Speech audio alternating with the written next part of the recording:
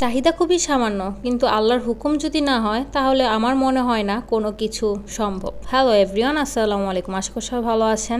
চিংড়ি মাছ দিয়ে ফুলকপি মানে সবজি রান্না করব। সো চিংড়ি মাছগুলো আগে ভেজে নিচ্ছি, পেঁয়াজ ভাজাও শেষ, তারপরে মশলা সব দিয়ে নিব। রাতে ঘুমিয়ে ঘুমিয়ে একটা স্বপ্ন দেখছিলাম, বা একটা ছোট্ট একটা আশা বলা যায়, কিংবা চোখের শান্তি বা মনের শান্তি, এরকম একটা চাহিদা। ঘুম থেকে উঠে আমি রান্না করব এরকম একটা জিনিস, তো সেটা আসলে সম্ভব হয়ে ওঠেনি। হয়তো আল্লাহর হুকুম ছিল না, এই কারণে। ব্যাপারটা যে আহামরি বড় সেটাও না, খুবই ছোট আর সামান্য। বাট আমার না এই জিনিসটা নিয়ে খুবই ভাবনা চিন্তার পড়ে গেলাম যে সামান্য একটা জিনিস, এটাকে কিভাবে সম্ভব পূরণ হলো না। সবজিগুলো কষানো শেষ হয়ে আসছে, আর এখানে আমি পানি দিয়ে দিব ঝোলের জন্য। আর এখানে তরকারিটা বসিয়ে তারপর আমি করলা ভাজি করে নিব। করলা ভাজি সবকিছু আমার মানে কেটে কুটে সব তো রেডি করা আছে, জাস্ট আমি রান্নাটা বসিয়ে দিব। পেঁয়াজ মরিচ ভাজা শেষ, লবণও অ্যাড করেছি, আর একটু হলুদের গুঁড়া অ্যাড করেছিলাম। আর করলা ভাজিতে একটু তেলের পরিমাণটা একটু বেশি হয়ে গিয়েছে, তাও কোনো ব্যাপার না। করলা ভাজিটা কমপ্লিট হওয়ার পর আমি একটুখানি সাইড করে রেখেছিলাম, মানে করলাগুলো সাইড করে রেখে তারপর একটু মানে ঝরতে দিয়েছিলাম যাতে তেলগুলো পড়ে যায় বা আলাদা হয়ে যায় ভাজি থেকে। এরপর আমি বাটিতে তুলে নিয়েছিলাম, আর সাইড দিয়ে এখানে আমি আবার ফুলকপিটা দেখছিলাম যে কতটুকু কি অবস্থা, ঝোল আছে বা নাড়াচাড়া দিচ্ছিলাম, তো আমি বাটিতে তুলে নেই। আর এখানে হচ্ছে আমার মেইন টপিকটা, স্বপ্ন দেখছিলাম যেটা ঘুমিয়ে ঘুমিয়ে তারপর ভাবনা চিন্তা ছিল। আসলে এখানে যে টমেটোগুলো দেখতেছেন, এই টমেটোগুলো আসলে একদম যে লাল টকটকে সেটা না, মানে একটু আধ পাকে এরকম টাইপসের। টমেটো নিয়ে আমার কোনো প্রবলেম নেই, বাট আমার প্রবলেমটা ছিল এই যে এই টমেটোটা একদম লাল টকটকে কেন হলো না। বাসায় সবসময় কিন্তু লাল পাকা টমেটোটাই আনা হয়, এটা যে খেতে খুব একদম খারাপ হয়েছে সেটা না, বাট আমার কাছে মনে হচ্ছিল যে একদম লাল পাকা টমেটোটা দিলে আমার দেখতে খুব ভালো লাগবে, মানে চোখের শান্তি যেটা বলে আর কি। যাক, আমার চাহিদার কথা নাই বলি, কিন্তু সবজিটা যে কি মজার হয়েছিল। দুপুরে খাওয়া দাওয়া শেষ করে আমি একটু নেল পলিশ দিচ্ছিলাম, আর ইদানিং যে আমার নেল পলিশ দেওয়ার প্রতি কি একটা আকর্ষণ হয়েছে, আর অনেক কিছু শেখারও ব্যাপার আছে। আর মেন কথা হচ্ছে আমি কখনো নেল বড় রাখতে পারতাম না, আর নেল বড় রাখার একটা টিপস হচ্ছে, যারা নেল বড় রাখতে পারে না বা নেল ভেঙে যায়, নেল পলিশ দিলে কিন্তু নেলটাও বড় হবে আর ভাঙার চান্স নাই। মানে আমার সাথে আর এটা হচ্ছে না। আমি এই টিপসটা খুব ভালোভাবেই আমি দেখলাম যে কাজ করছে। আসলে যে কোনো কাজ আপনি যত করবেন তত আপনার পারফর্ম ভালো হবে, যত আপনি শিখবেন তত নিখুঁতভাবে আপনার কাজটা সম্পূর্ণ হবে। আর আমার ছোট থেকেই না একটু ইচ্ছা ছিল যে আমি নেলগুলো বড় করব। যাই হোক, একটা টিপস এটা আমার নিজের থেকেই বের হয়ে গিয়েছে। এখানে তো আমি নেল পলিশ দেওয়া কমপ্লিট করছিলাম, আর চুলায় আমি ফিরনি রান্না করব, এর জন্য দুধ রান্না বসিয়ে দিয়ে গিয়েছিলাম। 1 লিটার লিকুইড দুধ চুলায় জাল দেওয়া হয়ে গিয়েছে, আর ফিরনি মিক্স রান্না করব। রাঁধুনি ফিরনি মিক্সটা আমি এখানে ইউজ করছি, আর ঝটপট হয়ে যায় এই রান্নাটা।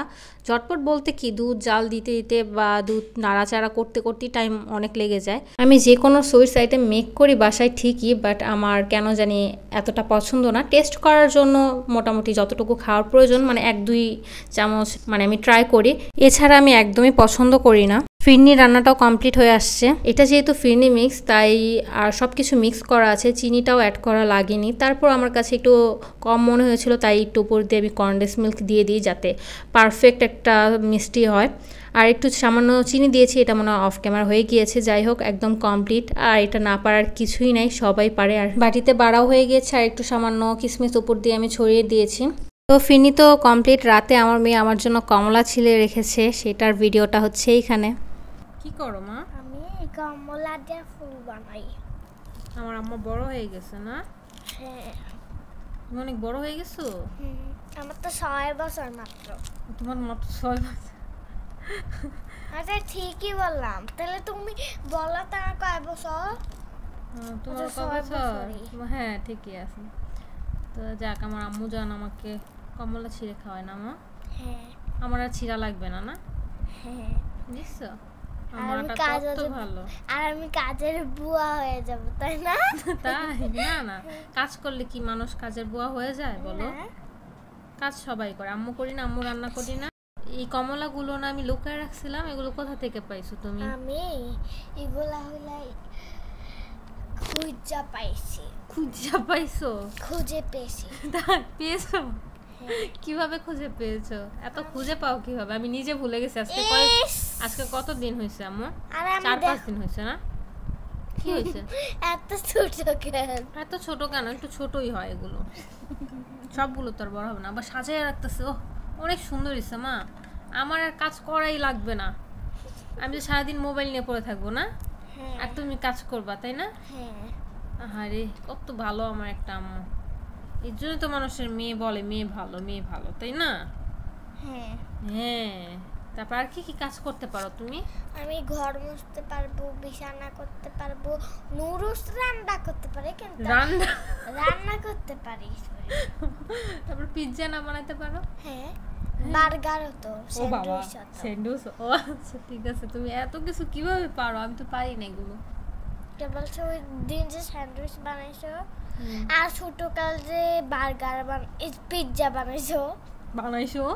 হ্যাঁ, বানাইছি তো, অনেক কিছু বানাইছি। এখন বানাইতে পারো না কেন?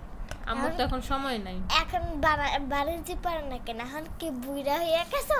হ্যাঁ, বুড়া হয়ে গেছি। আসলে আমি বুড়া হয়ে গেছি, পাকনা বুড়ি একটা।